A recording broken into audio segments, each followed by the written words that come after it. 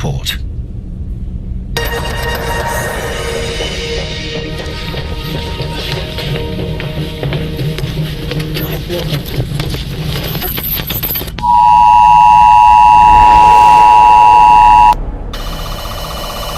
Attention. Attention. The UK is currently under attack from nuclear weapons.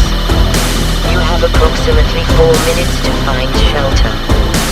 Communications have been severely disrupted. The number of casualties and the extent of the damage are not